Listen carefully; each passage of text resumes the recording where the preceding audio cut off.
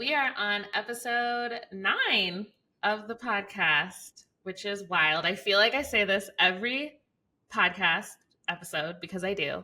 But it's just so exciting that we're here. Like, I remember when we were dreaming this up like a year ago, and now we are already on episode 9, plus our bonus episode. So we're really on episode 11. That's wild. Yeah, we continue. It's been fun to get good feedback from PAC members right before we hit record on the podcast. Chelsea was just telling me about a conversation she had with a colleague who was listening to the podcast with Andrew last month, and we loved that conversation as well. I think we were just talking about how Andrew was so natural, and it was fun to learn more just about who he is and his family and his personal life because he was just so easygoing. And yeah, for sure. So thank you all for continuing to listen. We're really enjoying doing this and getting to know people better. And we hope that we get to keep doing this for many, many months and years to come. There's a lot of PAC members. Like, there's a lot of people to introduce, and get to know. Well, actually, Chelsea and I mapped out one interview a month to get through our entire executive team and, our president's council team. And I think our plan goes through fiscal year 26, right? Yeah, it goes into actual calendar year 2026. Which is fiscal year 27. Yeah. Oh my gosh. That's wild. Yeah, but if you're a listener of feedback, like, we want to make sure if you're listening in Switzerland or South Africa or Australia that you feel connected to the PAC community, regardless of where you are. Back in the day, everyone knew each other because we'd walk down the same offices and halls and be on town halls where everyone knew everyone. So this is kind of a way to stay connected and really get to know our leaders personally, even if you're not walking the halls with them wherever they are. Well, should we get to know our next leader? I think we should. I'm genuinely so excited for this conversation because Andy Hill seems like the nicest person ever. Yeah. I actually just interacted with him in person for the first time last week, I think. And he was just so friendly, just emitting positive energy. Like, it was a quick walk by, but I was like, oh, Andy seems like a nice guy. So I'm like looking forward to getting to know him better. Yeah. And I feel like, while he probably can't tell us really any of his cool stories and secrets, I'm like, I'm so curious just to get a peek into the mind and the world of a chief legal officer. Yeah, same. Wait, I'm like, Andy, I want you to tell us some juicy stories. But he probably can't. I mean, we could ask him. Yeah, we could see what could happen, maybe from like a prior workplace. True. It's his birthday. Maybe he'll be a little more open to have some fun. We'll see. Okay, so we're so excited to sit down with Andy Hill. He's our Chief Legal Officer and General Counsel. Andy brings more than 25 years of executive leadership and legal experience with a focus on helping technology disruptors effectively manage rapid expansion and scale. In his role, Andy leads the legal team at Arctic Wolf, bringing significant experience advising both private and publicly held companies on technology transactions, corporate governance, security, compliance, and international expansion. Previously, he served as the SVP, General Counsel and Secretary at RMS Inc., and as General Counsel at C3, formerly C3 Energy. And prior to that, a ton of other experience as well. He holds a bachelor's degree from Brown University and a Juris Doctor and Master's of Business Administration from the University of Pennsylvania Law School and the Wharton School. Okay, Andy, welcome to the podcast. We're so excited to have you here. Yeah, well, thank you. I'm excited to be here. Andy was telling us just before this that we're his first podcast, and I must say I'm really honored to be your first podcast interview ever. I'm excited. This is a first. So yeah, looking forward to it. Yeah, I keep saying, Andy, I'm genuinely so excited because you seem like the nicest human ever. And also, Chelsea and I were talking about, being the chief legal officer. We don't see you, at all hands and things as much as we see like Nick and some of our other executives. So I'm genuinely so excited to get to know you better and learn about your world. Great. No, happy to be here. Okay. Well, first thing, I'm noticing you have an American flag on your shelf. Did you serve? No, I didn't. My father did though. And he died a few years ago. And I got the flag from his service.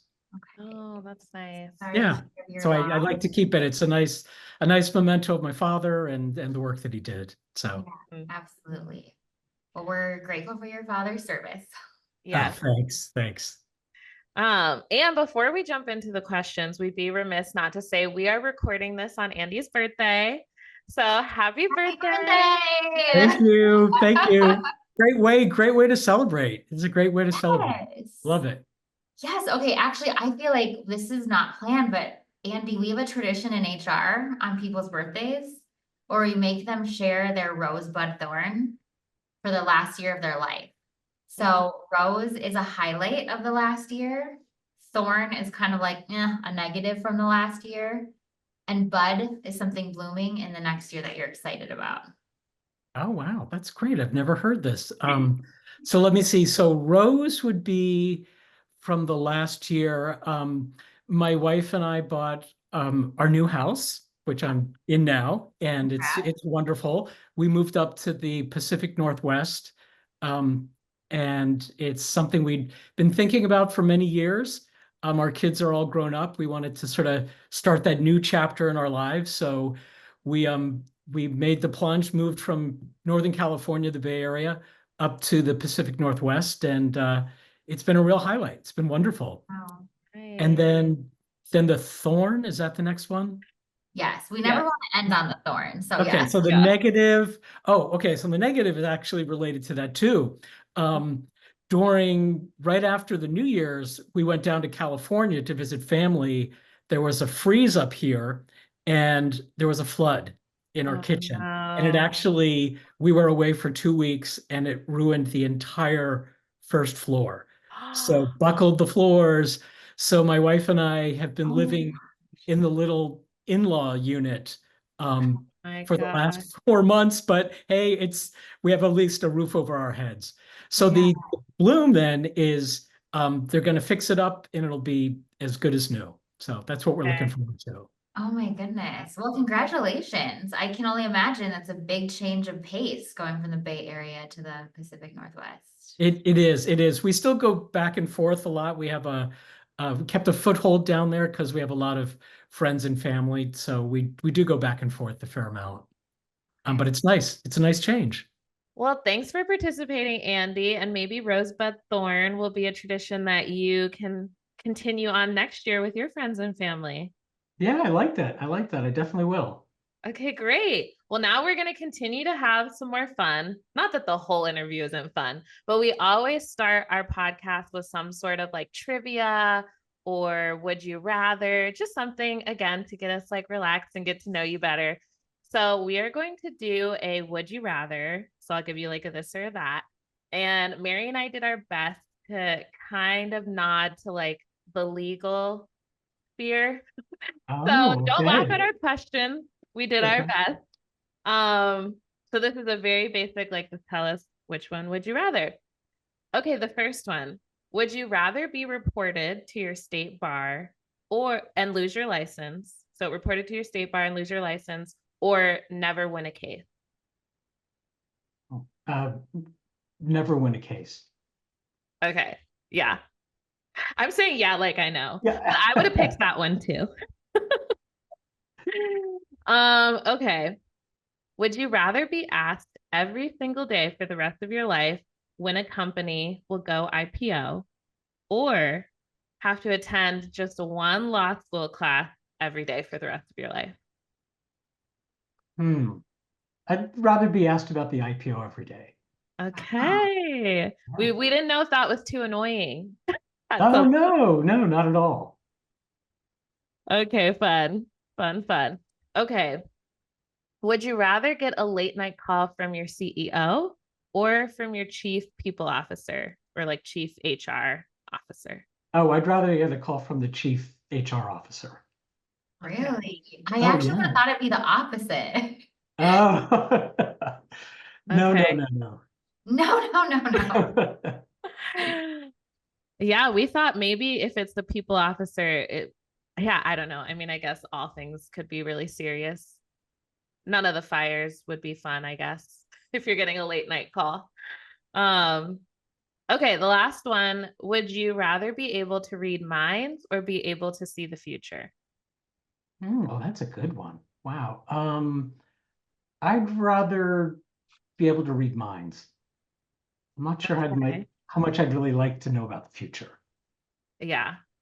Well, and reading minds, I feel like would be really helpful as a lawyer. Yeah, that's true. That's true. Yeah. Exactly. When you're negotiating, you know Yeah, exactly where they're coming from. Totally. Right. exactly. Okay, well, thank you for indulging us in Yeah, our sure. little would you rather game.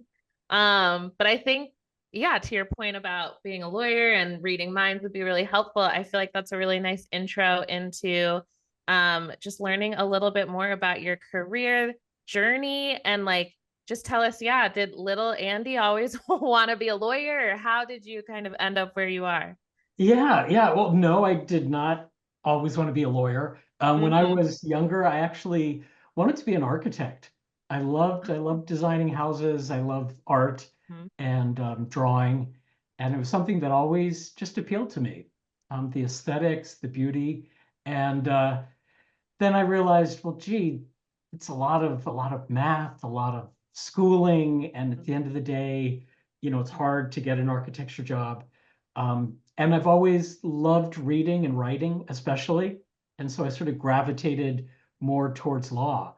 But that really wasn't until I'd say like senior year in college that I decided, okay, I'll apply to law school. It's not like I went in thinking, oh, Mm-hmm. I definitely want to go to law school, but I really enjoyed and always do enjoy writing and coming up with arguments. And I loved history too. I was a U.S. history major, so a lot of that revolved Mm-hmm. around learning about some of our founding fathers and founding women who, not so much back then, but who were lawyers. And it inspired me. I thought, what a great career. I could write, I could read, and you can do a lot of things with a law degree. So I thought, okay, maybe I'll go to law school. So that's why I ended up in law school. And then when I was in law school, it became really apparent. I loved the where business and law intersect.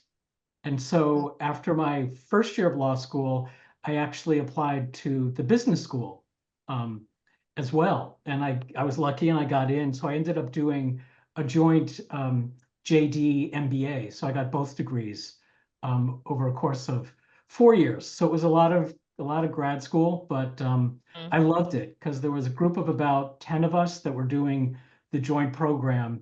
You spend 1 year in the law school, then 1 year in the business school, and then 2 years sort of mixed. And you get Wow. a great um, education in business law and how to be practical. Because a lot of times people that are um, lawyers tend to get a little too analytical. And with the business overlay, I found it was very good because you have to be practical. Um, Mm-hmm.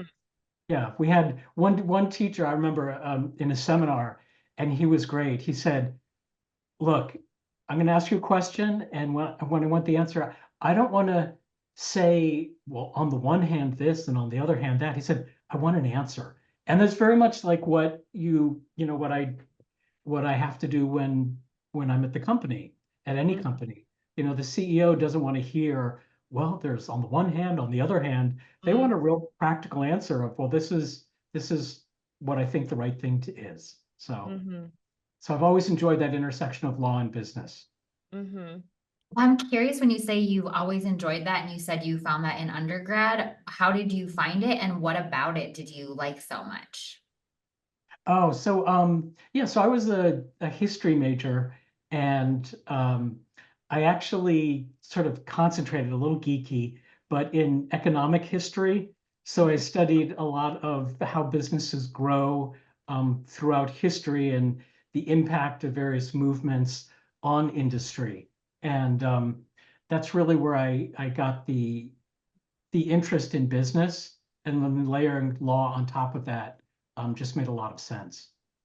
That Um, is so interesting. Mm-hmm. and Yeah. yeah, my senior thesis was on uh, organized labor in the Rhode Island textile industry at the turn of the century. So it was a Wow. bestseller. Yeah, Really, it sounds yeah, riveting. yeah. I was gonna say I also love Yeah, history, but that feels like a different type of history I haven't yeah, dove into. yeah. Um, I was gonna say a quick aside. It's so interesting that you originally were interested when you were younger in being an architect, because I have three people in my life that went to school to be architects and are now lawyers. So I feel like Oh, there must be something about those two professions, like something about the way you guys see the world or have similar interests. There must be some sort of connection because that's really interesting.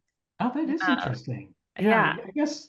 Yeah, I guess I've run into a few myself. Maybe it's the way of structuring and organizing. There's a lot of logic involved in law, so maybe that's Mm. the overlay. I don't know, but Hmm. interesting, And I know interesting. you talked a lot about really enjoying writing.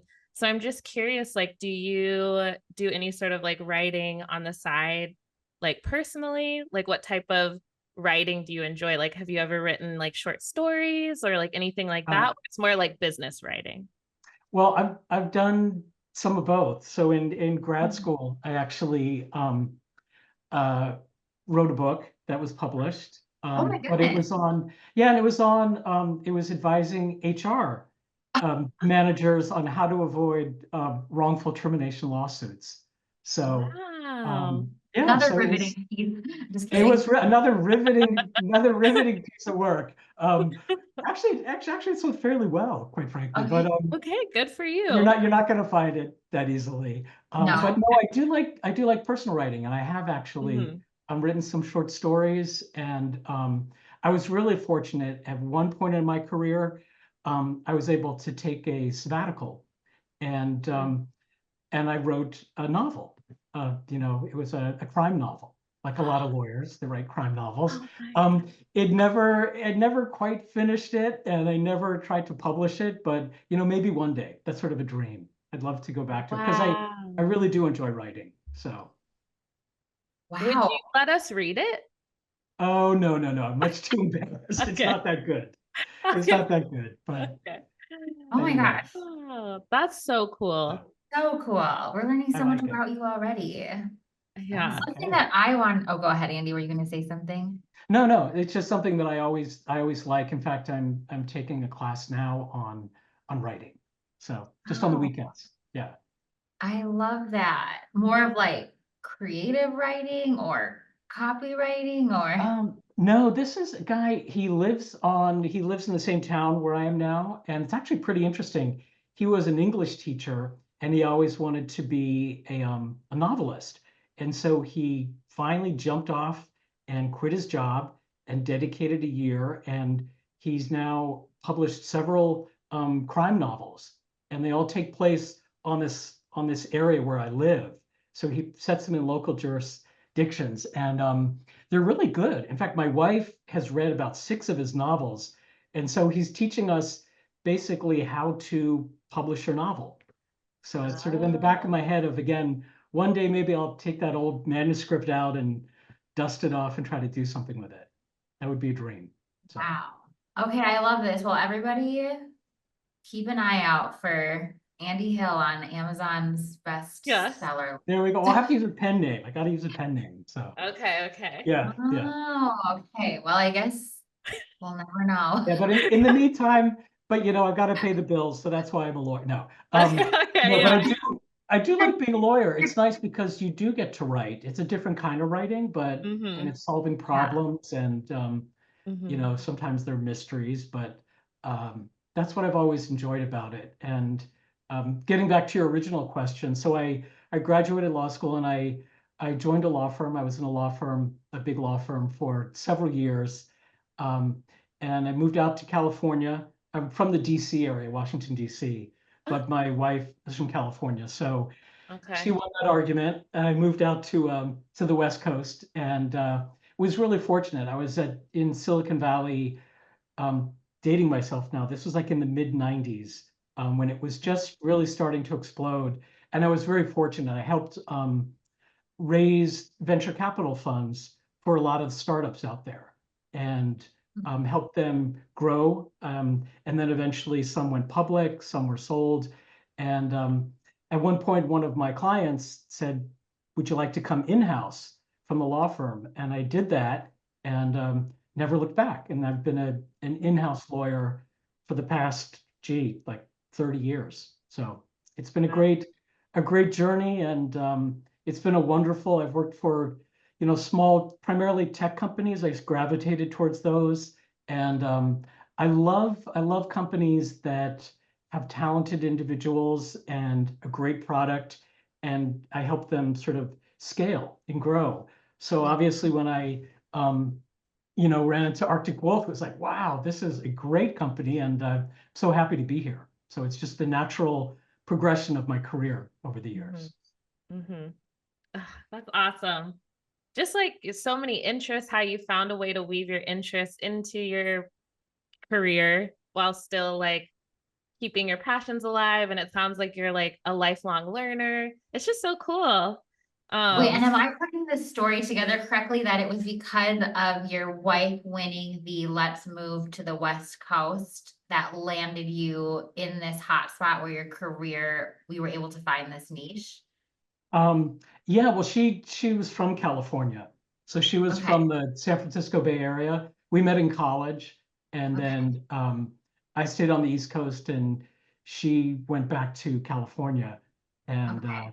when we decided to get married, it's like, which coast do we live on? And Yeah, I was ready for a change. I like trying new things, and mhm, yeah, it was great. I moved out and was able to be part of all the Silicon Valley tech boom, and then the yeah, bust.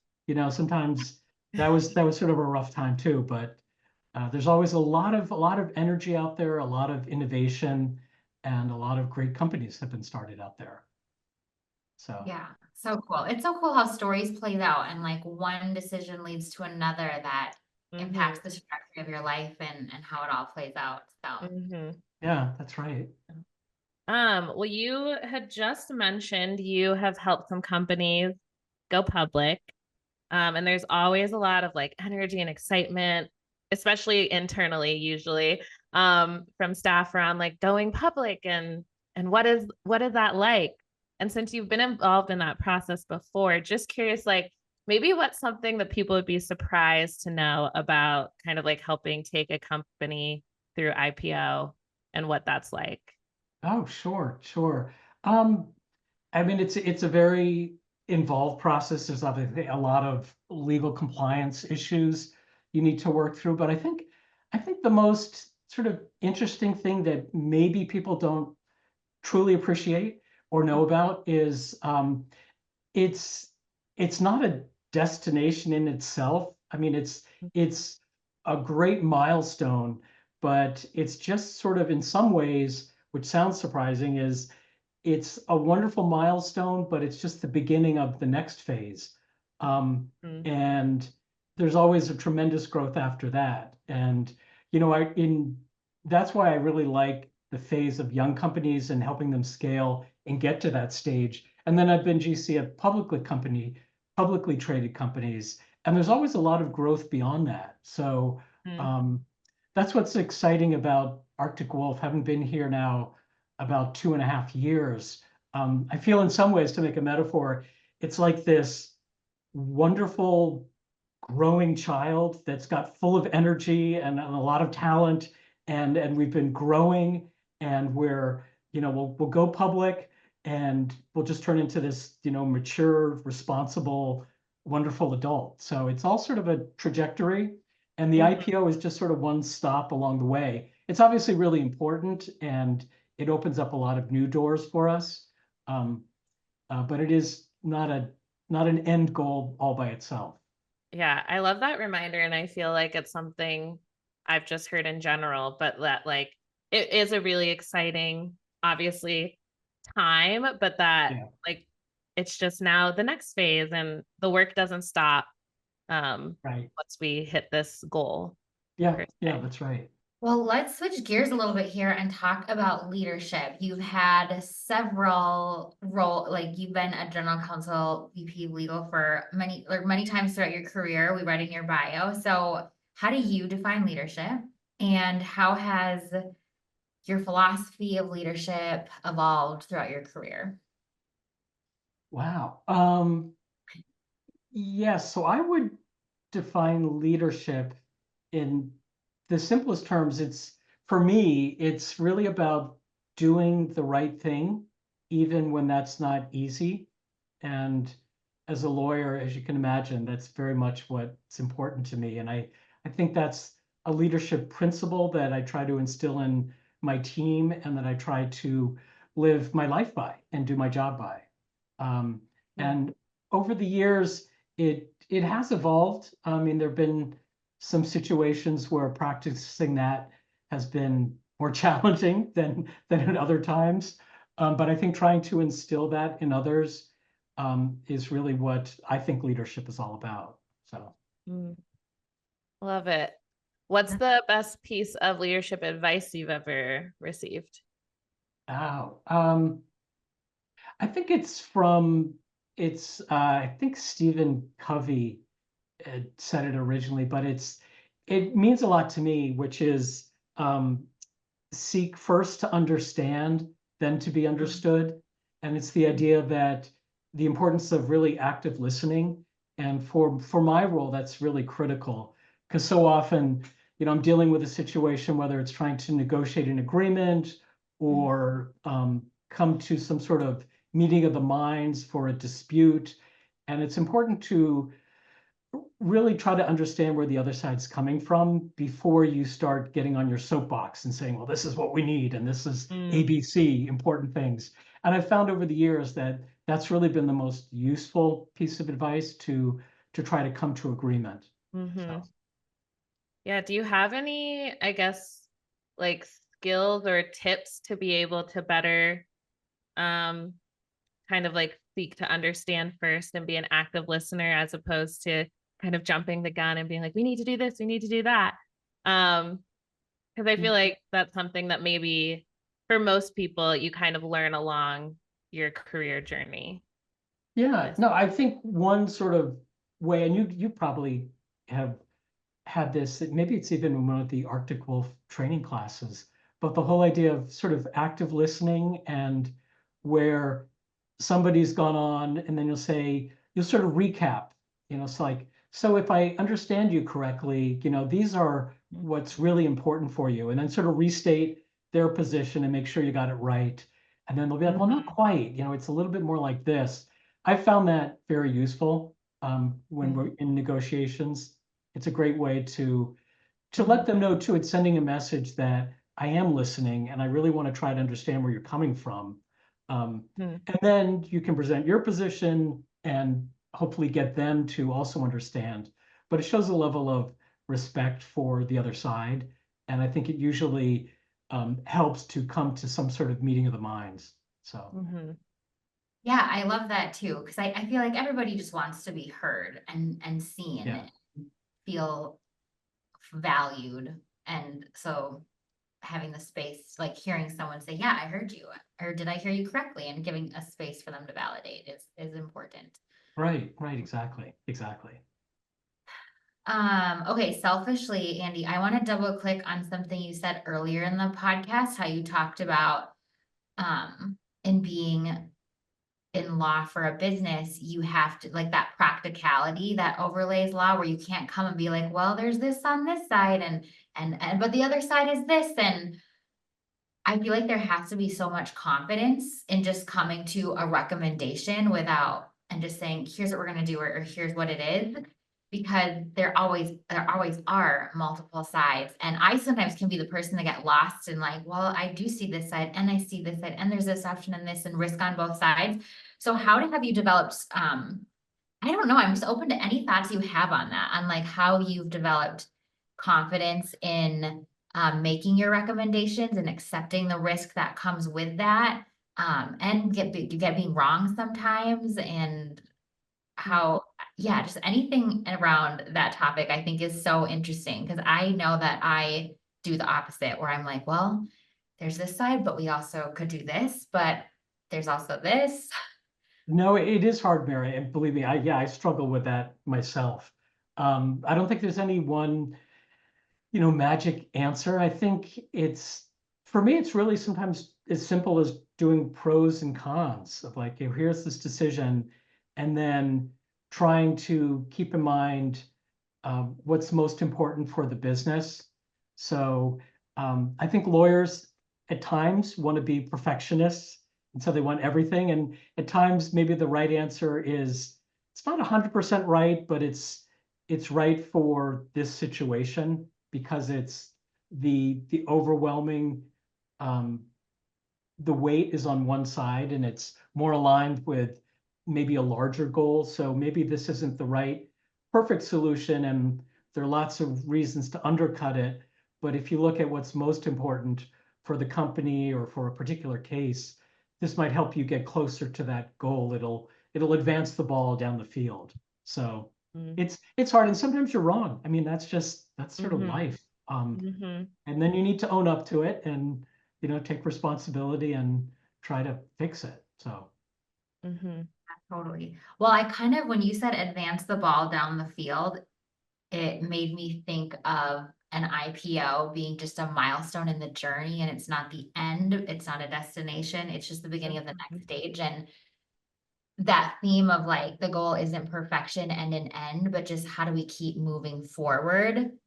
Mm-hmm. Kind of different things, but they reminded me of each other there. Because I can yeah. definitely stall in perfection instead of like, let's just make some progress here versus Mhm. stalling and like it has to be the right next thing or I Right. need to know the end before I can take the next step. I kind of have maybe a silly question, but I'm so curious because I've really never talked in depth with anyone from like the legal department or a legal department from a corporation. So like how collaborative is your team?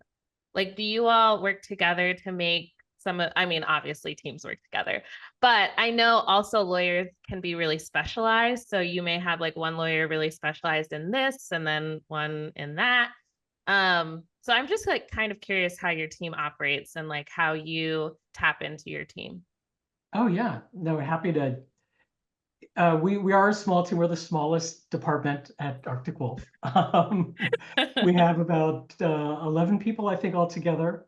And we do have to specialize to a certain extent just because you need certain expertise. I'm really, since I've joined here, trying to um, develop our bench. To a certain extent, you have to be a generalist. I mean, when the company was really young and it was just Jonathan, at one point it was just Jonathan. I mean, he had to do everything, which is, I've been in that situation and it's tough. But as we grow, we can be more specialized. So yeah, we have two teams in the legal department. There is the commercial team that's headed up by Deb, and she's got Georgina and Brooks and Ina and Stacy, who are all dealing with anything dealing with customers, with partners, with resellers. And then Deb also handles privacy and some security issues. And then on the other side of the house and the legal team, we've got the corporate group. So that's Jonathan, who deals with international expansion and insurance and litigation. And we've got the two Matts. We've got Matt Weber, who heads up M&A and anything dealing with stock. So he's working with the other Matt Anderson. And then we've also got Bonnie, who heads up our IP practice. So she's dealing with patents, with trademarks, and she's our product counsel. So she works very closely with Dan Chiappa and his organization. And we've also got Anna, who deals with the HR team as well as export and trade compliance. And then holding it all together is Katie, our EA, and she keeps us all on track. So it's a little group, but that's the legal team.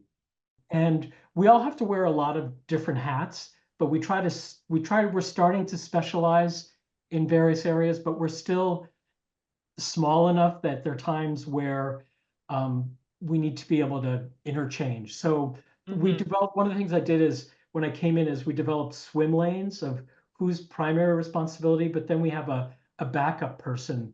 So if somebody's out sick or on vacation, there's somebody else on the team that knows enough about that, they can step in and do it. So it helps us interact and we've been working hard on QBRs to make sure that the corporate and the commercial aren't too segregated because we do tend to really operate in different universes, but there's definitely overlap. Mm-hmm. where we deal with some of the same groups within the company. But Mm-hmm. Uh, Yeah. So interesting. It really is. And Andy, we're putting you on the spot. So if you don't have something, that's totally fine. But I feel like Chelsea and I love a good, these are Chelsea's words, got to give credit where it's due, but a Howler podcast exclusive. Like, we love a juicy story. Do you have like a crazy lawyer story, even if from a past life of like the craziest case you worked on, or the deal you're most proud, or not deal, but case you're most proud of winning, or I don't know, just like a cool story from your career that you can share with us? Mm-hmm. oh, wow, okay. Let me think about that one. Um, uh, yeah, I think I do. I think I do. There was one time when I was working for a company. It was through a very difficult period. There were a lot of things going on, and um, I got a call. At that point, I reported to a CFO. Sometimes the general counsel does report to the CFO, and in this case, I did report to the CFO, and he was really worried about that there could possibly be some, um, something going on at the company that wasn't quite right. And so um, he actually called me at home in the middle of the night. Oh gosh. And Okay. you always get a little worried by that. And he asked if I could come into the office Oh, um, In the middle of the night? in the middle of the night. This was like 2 in the morning. And Uh-oh. so I was like, and my wife was like, "Do you think you're safe? What's like, what's Yeah. going on?" And so I did go in and I talked to him, and that's often what happens with lawyers is somebody just wants to unload. And so he was feeling very concerned about some things that were going on, and he just sort of wanted to share it with me. And and I said I had to sort of act some ways like a Mm-hmm. therapist in some ways of like, tell me what's going on, and Yeah. and then you can deal with the issues. But that was sort of a dramatic moment in my That's career. Yeah. very dramatic. Like this couldn't have waited till 8 a.m., 9 a.m. Like, yeah. Yeah, I guess he was very concerned about it. So he yeah. was pretty worked up and wanted to talk about it. Like, was So, it worth the concern? Like, was it just he was so anxious, he was making a bigger deal of it than it was, and you were just like, it's okay, calm down? Or um, were you like, oh, this is actually pretty concerning? it was pretty concerning. Yeah, it Okay. was pretty concerning, but we ended up dealing with it. So, I mean, that does happen from time to time. Well, you might, because I was gonna say this is such a great segue into how do you prioritize well-being? Like when Mm, you're Oh, such an urgently, or like people need you, and when they need you right now, and how you balance like having personal time and well-being, but also being available. mm-hmm. yeah, that's always that's one I struggle with all the time, quite frankly. It is hard because often things are pressing, and the company is moving very, very fast, and that's part of what makes any company, and especially Arctic Wolf, such a wonderful place. But it does come with its challenges, and I think what often helps is to I first of all I do respect when people take time off, like whether it's a vacation, that they really do try to take time off. And that's why I like having the resiliency within our group, so that when someone's out, they really can be out, because it's important to disconnect every once in a while and really refresh your batteries. That's important because that way people, they're just happier, and they'll be more productive and better situated. So I do definitely like to have people, when they take time off, really have their time off, even if they're incredibly dedicated, and they, say, "Hey, it's going to be okay. We'll keep it going while you're out." And then the other thing is, sometimes I think it's very important to take just a pause. If and I tell my team, take a pause and take a deep breath, and think about what you're dealing with, and then respond, rather than sometimes if you just shoot right off of the collar, you might say or do Mm-hmm. something that's not quite right. So taking that time to reflect, and you can still be very productive and very responsive It works a lot. I think it's very important to realize that yes, we are all moving fast. We all have a lot of demands on us, but Mm-hmm. it's important to think clearly. And so taking that sort of little pause and thinking Mm-hmm. about it before you respond is often it's just very helpful. So Mm-hmm. Yeah. Well, I will own, Andy, that I still need to practice the take a deep breath sometimes, especially when you get that email that's a little irritating, you know? yeah, yeah. So good advice. Great advice, actually. Uh, Um, well, before we get into the rapid fire, I had one more kind of silly question, but I'm curious. So often when we think about the law, right, and lawyers, most people think about civil law, criminal law, we're like in the courtroom, or even when we're thinking about like contract negotiations, like what we see in shows, it's like tense and that type of. I'm just so curious, like when you're maybe working on contract negotiations, like does it get tense in the corporate environment? Like kind of what is the vibes when you're like working on some of these things?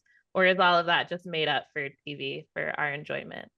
oh well, yeah. Sometimes I do get a kick sometimes watching these legal shows. It's like, gee, I've Yeah, worked in a law firm. It's never quite like that. right. But no, no, definitely there are. It depends on the negotiation or what you're dealing Mm-hmm. with, but there are definitely some tense moments now Mm-hmm. where people really um, can't come to an agreement. And I've been Mm-hmm. in conference rooms where people have literally like, slammed down books and walked out of the room. Just said, this is over. Sometimes that's a negotiating tactic, and it can be very Mm. effective. Um, Yeah. but it definitely can get very tense. And I Okay. have been involved in some litigation as well. Mm. And that is always, as much as I chose corporate law versus being a litigator, being in a courtroom. Right. Um, the times when I have been involved in litigation, it is sort of exciting, I have to say, because it's Mm. very competitive, and you have one Yeah. side against the other, and they've got their case, and I Yeah. get why people go into litigation. Um, Mm-hmm. so that can be very exciting and very Mm-hmm. high stakes. So Okay. Well, in those tense situations, we can go back to your mental health and well-being advice of taking some deep breaths and yeah, things like exactly, exactly. It helps. It definitely helps. that. Okay, Mary, anything else from you before we kind of No, turn? I love this conversation. I feel like we got to learn so much about you, from like your personal hobbies and interests to how you got to your career to more about the legal team and how it works, which I think will be super interesting for everyone that's part of the Mhm. pack, just understanding that part of the org. So thank you so much, Andy, for being here. Oh, thanks for Yes. having me. This has been fun. It's been It's very been Well, nice. you're not off the hook yet. We have yeah. Okay, okay. Yes, we have our last questions. We always do rapid fire. So these are the same questions we ask everyone. So just first thought that comes to your head. Okay, best concert of your life. uh, Rolling Stones, Oakland Coliseum. oh, I feel like we've had someone else say Rolling yeah. Stones. Was No, it Nick? I don't remember. We'll have to play back the tapes. Okay, your favorite word. It's actually two, variegated pittosporum. Wow. We're Uh, gonna need a Okay, definition. explain okay, more. so Yeah. my wife is a garden designer and a horticulturist, Oh, cool. and it's the name of a plant. It's like a shrub in your yard, and for some reason, I like that word. So. Can you say it one more How time? Yeah, variegated pittosporum.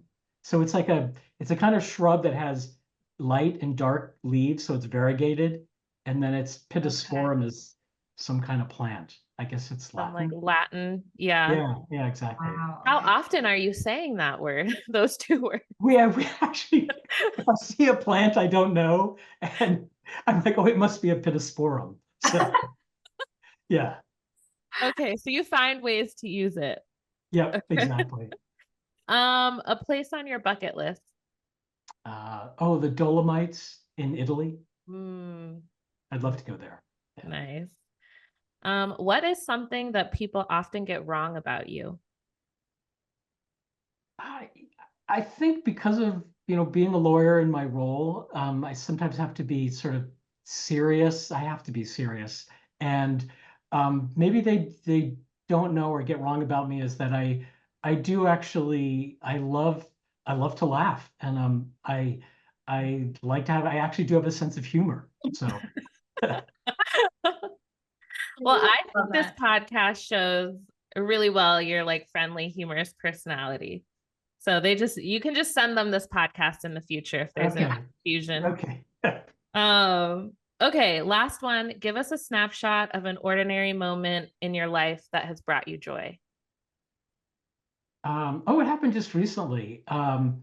So we're new to this area, and I was taking a walk and looking out over Puget Sound, and a bald eagle just sort of flew in front of me. It was maybe 20 yards away, and then he came and he perched on the bough of this cedar tree, and it was just like, I could see the profile and the white head and the gold beak, and it was just this thing. I was out taking a walk and this thing happened and it was filled me with a lot of joy. It was just wonderful. So That sounds magical. It really does.